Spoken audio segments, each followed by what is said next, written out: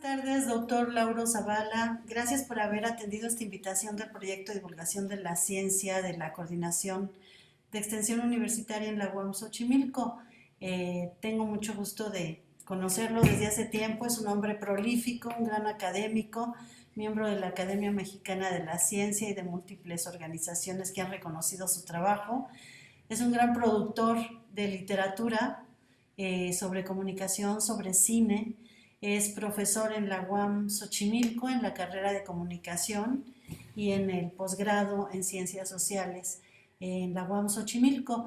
Lo que quisiera platicar con usted, yo tengo conocimiento que ha escrito mucho sobre cine, su tema es el cine para estudiar, para que los estudiantes se formen en comunicación, y quisiera que ahora nos platicara por qué ha elegido el cine como una herramienta para el aprendizaje, para la formación de comunicadores sociales en la UAM. Bienvenido, muchas gracias.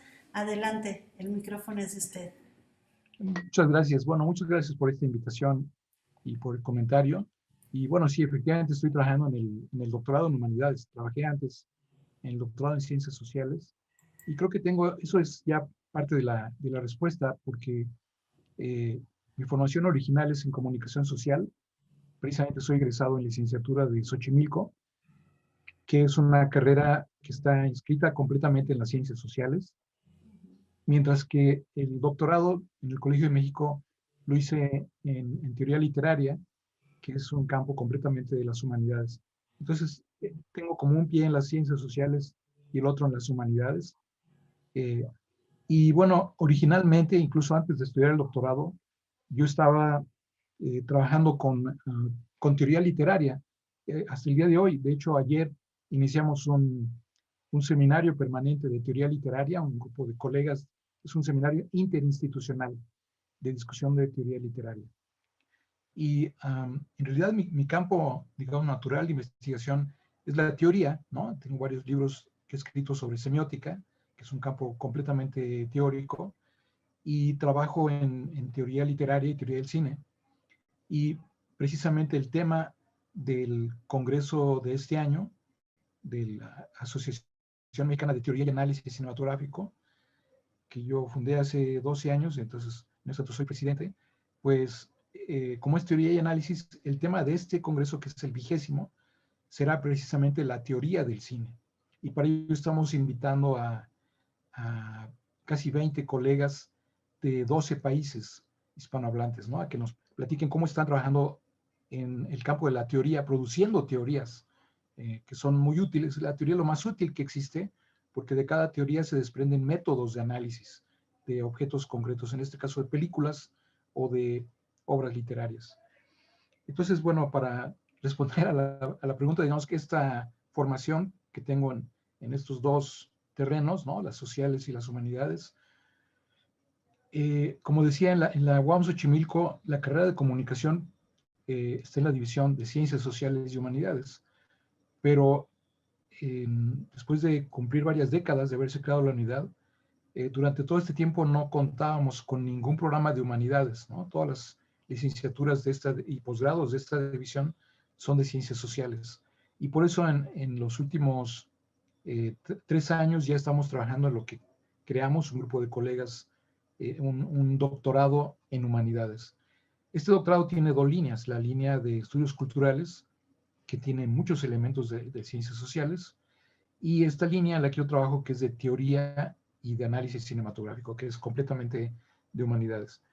Entonces, esta distinción en la que estoy insistiendo entre sociales y humanidades es muy importante, porque lo que en un campo es muy apreciado, en el otro es descalificado como algo que no tiene valor académico y viceversa, ¿no? Entonces, es una distinción crucial, ¿no? Para cualquier investigador o estudiante. Y bueno, como decía, yo trabajo en la licenciatura de Comunicación Social en Xochimilco, y he estado impartiendo el curso de diseñar el programa del trimestre de cine en la licenciatura, en el tronco de la carrera, y también he impartido cerca de 20 veces el área de concentración, que es el último año de la licenciatura. Y en la modalidad del sistema modular de Xochimilco, yo creo que hay una enorme ventaja frente a cualquier otra universidad del país, porque es un sistema, el del área de concentración, que permite que cada estudiante o cada equipo de estudiantes puedan elaborar lo que en otras universidades se llama la tesis de licenciatura, ¿no? Una investigación eh, para el último año. Entonces, durante los primeros 10 años impartí el área de concentración en semiótica intertextual, y eso significa entonces haber dirigido tesis sobre distintos campos, ¿no? Arquitectura, filosofía, artes plásticas, antropología, etcétera, ¿no? Desde la semiótica. Y en los últimos 15 años me concentré en el análisis cinematográfico. Este año, esta área de concentración de análisis cinematográfico está orientada al uso del cine como una herramienta de enseñanza para cualquier disciplina. Esto significa, lo que pasa es que en los últimos 15 o 20 años, en lo que va del siglo, ha habido un crecimiento exponencial. Yo diría que mucho más de 10 veces, muchísimo más en algunas disciplinas hasta 100 veces, la literatura y los estudios y la práctica de utilizar el cine de ficción, el cine de géneros, el cine que resulta entretenido para cualquier persona, que es cuyas películas son parte de un proceso de recreación personal, y utilizar estas películas con fines educativos en más de 120 disciplinas universitarias.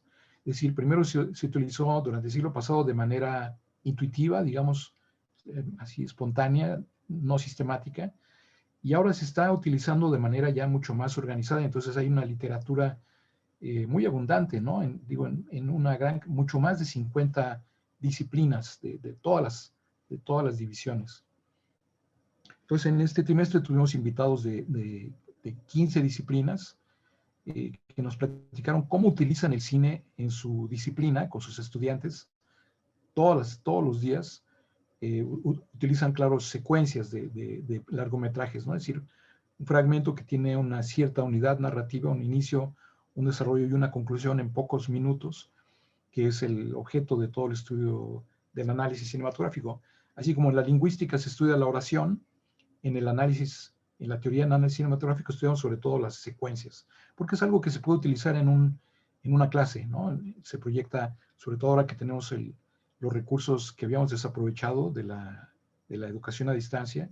Entonces se puede proyectar una secuencia en pocos minutos o varias secuencias en una misma clase, y eso permite mostrar cómo analizar estos materiales audiovisuales. Entonces, en conclusión, hay dos campos, ¿no? Del estudio del cine. Por una parte, el estudio del cine como tal, que sirve para las escuelas de cine, para la formación de creadores de cine, y por otra parte, o sea, que ahí es un campo muy amplio, de usar películas naturalmente para estudiar cómo están hechas, cómo funcionan. Y por otra parte, esto que llamo el análisis instrumental, usar el cine como un instrumento, como una herramienta al servicio de cualquier otra disciplina universitaria. Entonces, este es el campo central en el que he estado trabajando. Eso ha ido, digamos, concretándose en un libro de texto para el módulo de cine, que contiene un modelo para analizar un largometraje con 120 categorías organizadas en una serie de preguntas, que son preguntas que puede responder cualquier espectador después de haber visto una película. Es decir, por ejemplo, qué sentido le encuentra el título de la película, etcétera, etcétera. Y para cada una de estas preguntas, son 24 preguntas, hay algunos elementos que pueden ser útiles. Es como una especie de ayuda a memoria, y ha resultado muy útil, y se han elaborado incluso tesis de grado y de posgrado en el país, pero también yo llevo la cuenta de cerca de 35 países, ¿no? Que me llegan noticias de que utilizan este modelo para hacer precisamente sus tesis. Entonces, bueno, este fue el modelo que incluye en el libro de texto del módulo de cine de aquí de Xochimilco, y que, bueno, lo entregué en el año 89, pero se publicó en el 93.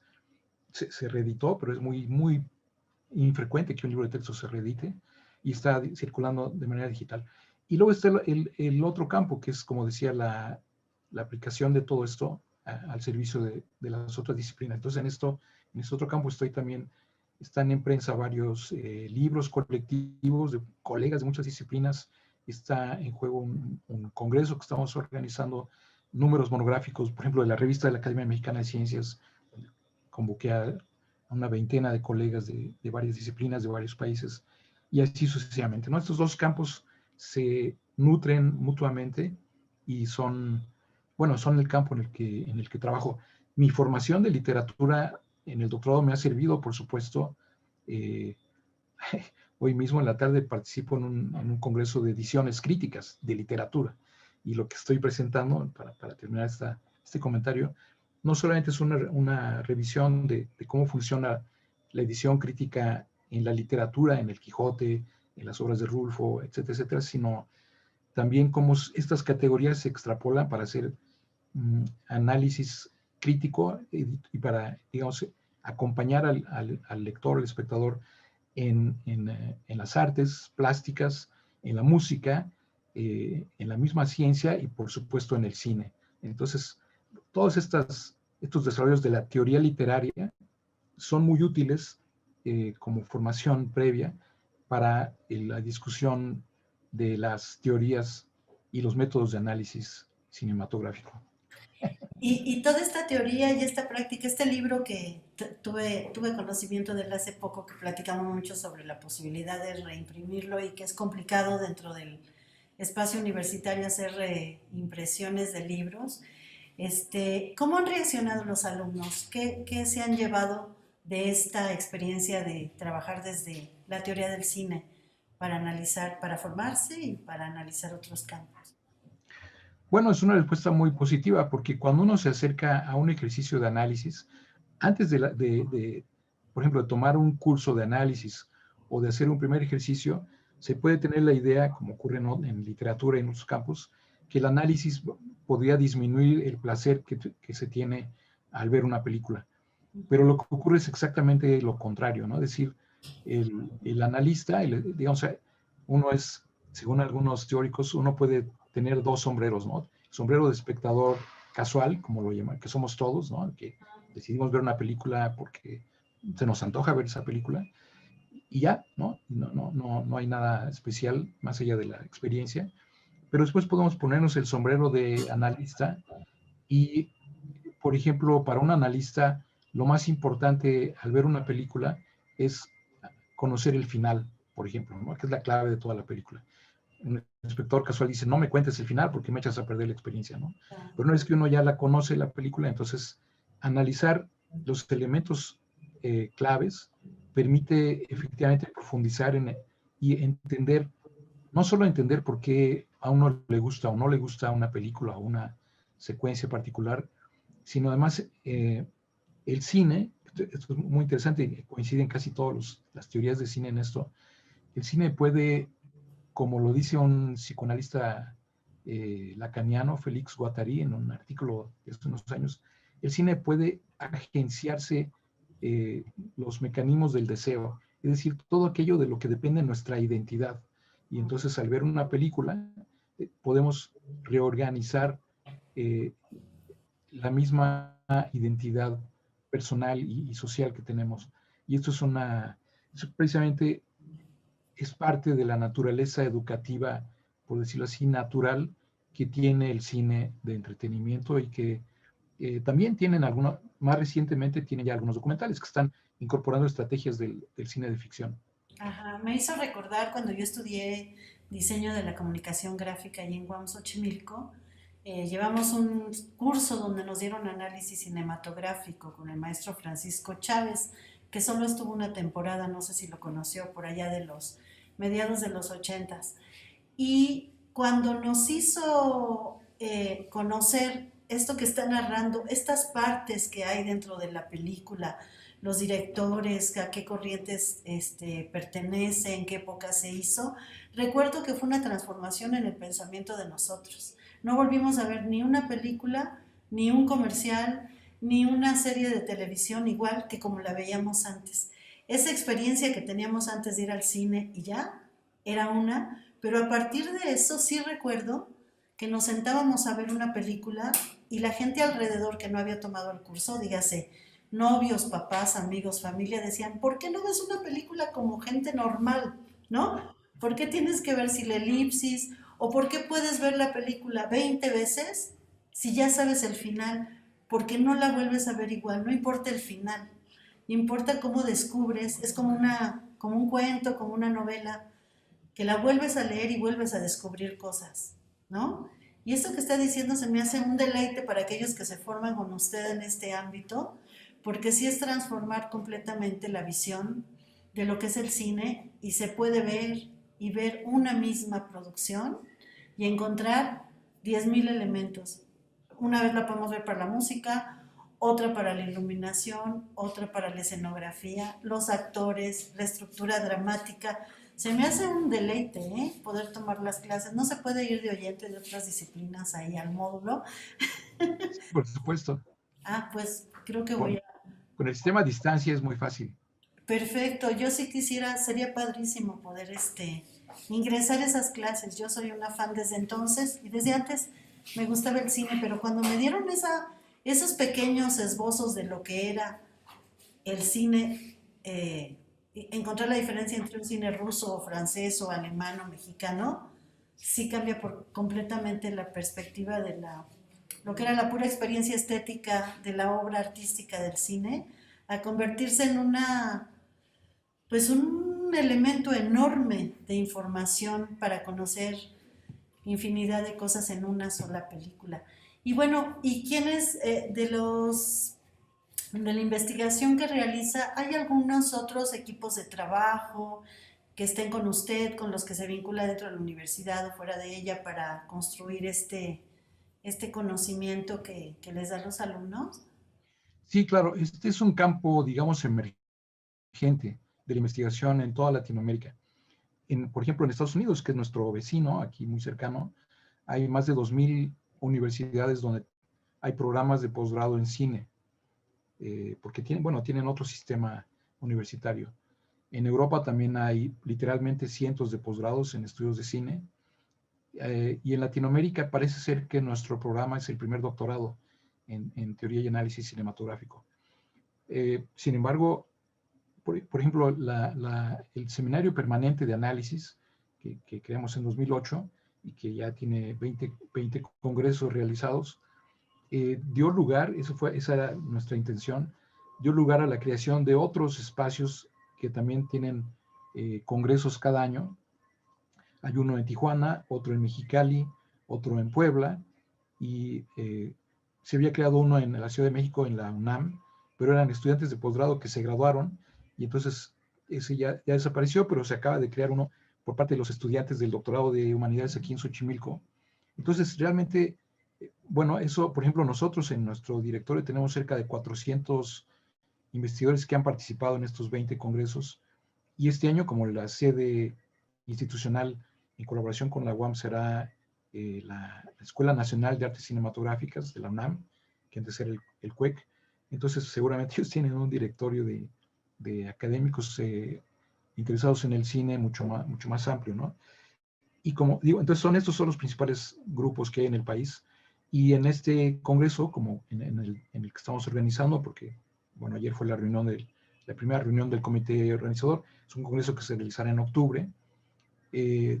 Estamos invitando, como decía, a más de 20 investigadores de 12 países hispanohablantes, de toda Latinoamérica y de España, así de colegas que están elaborando modelos teóricos y modelos de análisis originales, y que por lo tanto están dialogando con la tradición dominante. Es decir, es un campo, este proceso es muy similar, digamos, el surgimiento y el inicio del desarrollo de una disciplina emergente, como los estudios cinematográficos en el país. Es muy similar a lo que ocurrió, por supuesto, en otros campos, como los estudios literarios, como en los años 30 o 40, o los estudios de música o de artes plásticas, que solo apenas en las últimas décadas, 2 o 3 décadas, se empezaron a crear los primeros programas doctorales, ¿no? Por ejemplo, en diseño gráfico y en algunas otras disciplinas, en música, y en la Universidad Nacional pasan de ser escuelas sin un posgrado a ser facultades que ya tienen programas doctorales. Entonces nosotros esperaríamos, apenas tiene 2 años, por ejemplo, que el Centro Universitario de Estudios Cinematográficos de la UNAM, al ser un centro, pertenecía directamente a Rectoría y formaba parte de las actividades culturales. Y entonces, bueno, tenía otra estructura académica, ¿no? Para la graduación y demás. Ahora, desde hace 2 años ya no es un centro, sino una escuela nacional. Y entonces eso significa que ya todo está organizado de otra forma, depende directamente de Rectoría, igual que todas las otras escuelas y facultades de la universidad, y puede otorgar eventualmente posgrados. Entonces ahora está en el proceso de crear los primeros posgrados. Yo diseñé para la misma escuela de la UNAM un programa para la maestría en análisis cinematográfico, y cuando esta escuela en algunos años ya cuente con un programa doctoral, entonces dejará de ser una escuela, ¿no? Antes fue un centro, ahora es escuela y se convertirá en una facultad. Esto es muy sintomático porque lo que ocurre en la Universidad Nacional después se multiplica en todas las otras universidades. Por supuesto, en Xochimilco estamos colaborando directamente con este proceso, y entonces este cambio paulatino de prácticamente no existir, ¿no? Durante el siglo pasado, el primer encuentro de investigadores ocurrió apenas en el año 96, ¿no? Tuve la suerte de participar, pero fue algo así, una reunión en una cafetería de investigadores, de lo cual surgió después un libro, pero es decir, hay el inicio de la institucionalización de una disciplina emergente se lleva mucho tiempo, pero en algún momento ya contaremos, probablemente varias décadas más adelante, con un Instituto Nacional de Investigaciones Cinematográficas, igual que hay en otras disciplinas que han ido pasando por este proceso. Entonces, esto es muy interesante cómo se están creando estas redes de investigadores, y pues los principales beneficiados siempre son los estudiantes, ¿no? Que van incorporándose también en este proceso. Y la institución misma, ¿no? Por todos los productos que se generan a raíz de esta investigación. Este, ¿Para cuándo va a ser este congreso? Me dice que es para octubre. ¿Y cuál va a ser la modalidad? Todavía no sabe si se va a hacer presencial, mixto o ante esta pandemia, que la incertidumbre está en relación a cuándo regresamos o no a lo presencial. ¿Cómo lo están concibiendo? Bueno, independientemente de lo que ocurra, yo pensaría que como ocurrió hace 100 años, probablemente la pandemia termine en 1 o 2 años, pero independientemente de que regresáramos antes, eh, creo que digamos, a pesar de todas las cosas terribles que han ocurrido en la pandemia, yo mismo ya tuve COVID en agosto y luego nuevamente en enero, entonces lo conozco más personalmente, pero dentro de todas estas cosas terribles, ¿no? que son importantísimas, ¿no? Muertes y demás, algo que afortunadamente ha sido pues, positivo, porque no existía antes de la pandemia, es precisamente las posibilidades que tiene el uso de los recursos de educación a distancia, que antes no, simplemente, aunque estaban ahí, siempre han estado ahí y no se utilizaban como ahora. Entonces, independientemente de que regresáramos a la modalidad presencial del Congreso en octubre, estamos invitando, como decía, 20 colegas de 12 países, porque es muy fácil hacer eso, ¿no? Es decir, simplemente uno los invita, le manda la clave y no tienen que venir hasta acá, ¿no? Y entonces son 12 países. Eso es algo que espero que se conserve cuando termine la pandemia, y en general, en particular en los estudios de análisis cinematográfico y también de análisis literario, las clases en la modalidad a distancia funcionan muchísimo mejor. O sea, en mi caso yo desde que terminamos el primer trimestre a distancia, en el programa de evaluación de educación remota, el PER, de la UAM, pues yo envié una serie de argumentos para solicitar que cuando regresemos a la modalidad a distancia, a la modalidad presencial, yo pueda continuar trabajando a distancia, porque todos los problemas técnicos desaparecen, ¿no? Por ejemplo, en un congreso hay un horario, hay 20 minutos para cada presentación de cada investigador, pero la mitad de ese tiempo siempre se desaprovecha porque, bueno, los ponentes de la mesa anterior tienen que que dejar su silla, saludar a los que vienen, platicar cómo estuvo la sesión. Después los que llegan, entonces tienen que buscar dónde conectan su USB y resulta que no hay cable y no son compatibles. Entonces se vuelve, siempre ha sido muy catastrófico, y lo mismo las clases, ¿no? Porque pues, la proyección de cine requiere de cierta tecnología, de ciertas condiciones de iluminación, de ruido, que no haya ruido en los pasillos, que los estudiantes no salgan y entren, que no arrastren las sillas, que no platican. O sea, todo eso, absolutamente todo eso desaparece, ¿no? Claro, hay algunos, no, nada es perfecto, puede haber problemas en la transmisión, etcétera, pero la clase misma, que es no sé, el 98% de la experiencia misma, es incomparablemente más funcional. Entonces, yo siempre lo había intuido, pero pues no existía. ¿Cómo vas a dar clase a distancia? Tienes tu salón con el equipo, ¿no? Pero siempre hay problemas técnicos y eso ocurre con el cine en todo el mundo. Cuando estuve trabajando en el doctorado en cine de la Universidad de Nueva York, donde estudiaron Woody Allen, Scorsese, etcétera. Entonces desde hace varias décadas, tiene los salones acondicionados no solo para proyectar películas todo el tiempo en la clase, bueno, secuencias, sino que en cada salón hay una cabina con un técnico que está apoyando ese proceso, pero aún así no es o sea, no funciona tan bien como el sistema a distancia. Entonces, si uno pudiera, incluso dentro del mismo salón, utilizar estos recursos en lugar de los recursos que hay en un salón, funcionaría comparablemente mejor. Entonces, en el Congreso, estamos aprovechando esto para invitar a colegas de 12 países que ni ellos ni nosotros seríamos capaces de pagar todo esto, ¿no? Y ahora se pudo haber hecho desde siempre, pero nadie lo usaba, ¿no? Incluso todos los congresos que se realizan, pues se realizan como si la gente tuviera que viajar. Pero, bueno, por ejemplo, me gustaría comentar que hace unas semanas, por ejemplo, presenté un libro mío en la Feria del Libro de Frankfurt, ¿no? Porque, bueno, ir hasta Alemania es muy caro. Y luego, pero bueno, es algo que dura lo que dura la presentación, ¿no? Digamos 1 hora.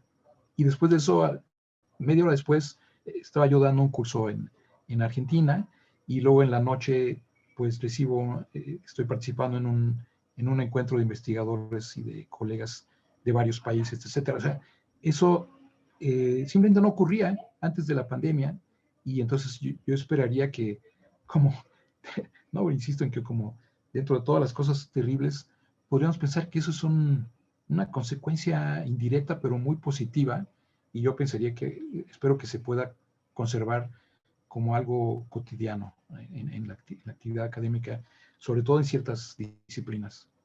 Sí, qué interesante. Yo quisiera que nos invitara al seminario, que pudiéramos conocer cómo podemos involucrarnos si no estamos estudiando en la carrera y con esta modalidad virtual que nos permite abrir ventanitas más ampliamente, estar como atentos, porque creo que hay mucha gente que el cine le encanta y que si tuviera todos estos elementos que usted maneja, podríamos tener mayor conocimiento del cine, de la comunicación, de los artistas, de cómo ver las cosas. Y esa es como un poco como la obligación que tenemos como universidad, compartir el conocimiento. Y ahora con esta modalidad se puede compartir más ampliamente. Sí sería muy interesante que nos dijera cómo nos incorporamos. Vamos a estar difundiendo este video en las redes de la universidad y queda en el repositorio de divulgación de la ciencia. Pues yo espero que pronto tengamos más noticias de usted, que nos dé un poco más de conocimiento sobre esto del cine, que es un deleite, y que podamos tener más acciones colaborativas desde la Coordinación de Extensión Universitaria de Divulgación de la Ciencia con usted, para poder compartir el conocimiento que genera tan ampliamente con sus libros y sus conferencias. Doctor, pues me despido. ¿Algo que quisiera agregar para cerrar esta charla? Bueno, en relación con esta invitación que mencioné al final, hay un sitio en YouTube abierto a cualquier persona que se llama Cine y Literatura, modelos de análisis. Entonces ahí he subido varios videos de teoría y de análisis de literatura y de cine, ¿no? Es decir, análisis de secuencias, mostrando, por ejemplo, en una secuencia como la secuencia de las escalinatas de Odessa del acorazado Potiomkin, de Sergei Eisenstein, pues cómo funciona el montaje, ¿no? ¿Por qué es tan importante para la historia del lenguaje cinematográfico? Y así otros ejemplos. Esta tarde, a las 5, empiezo a impartir un curso al que me invitó la Universidad Autónoma de Nuevo León. Entonces, bueno, pues también estarían cordialmente invitados, le envío el enlace. Y aquí en la universidad, bueno, en este momento estamos terminando el primer trimestre del área de concentración y los estudiantes lo que hicieron fue elaborar el proyecto de tesis o de trabajo final y el próximo trimestre lo van a elaborar, a terminar completo y ya el tercero y último presentan el examen, ¿no? Lo que llamamos la réplica terminal. Y por supuesto, es un espacio abierto. Ahora es más fácil, ¿no? Que cuando es presencial, todo lo que se necesita es tener la liga de acceso y que la voy a enviar en un momento y entonces, eh, pues, participar como cualquier asistente a cualquier actividad académica, ¿no? De investigación, que siempre son actividades abiertas a cualquier persona interesada. Agradezco a usted por habernos recibido en su casa, por compartir esta charla. Y bueno, a nombre de la doctora Elsa Muñiz, quien es la coordinadora de extensión universitaria, y al mío propio, soy Cecilia Zeta, la jefa del proyecto de divulgación de la ciencia en UAM Xochimilco. Le doy la más atenta agradecimiento por estar con nosotros y espero que nos veamos pronto con todo el conocimiento que nos da sobre el cine. Buenas tardes, doctor. Buenas tardes, muchas gracias. Buenas Hasta tardes. luego.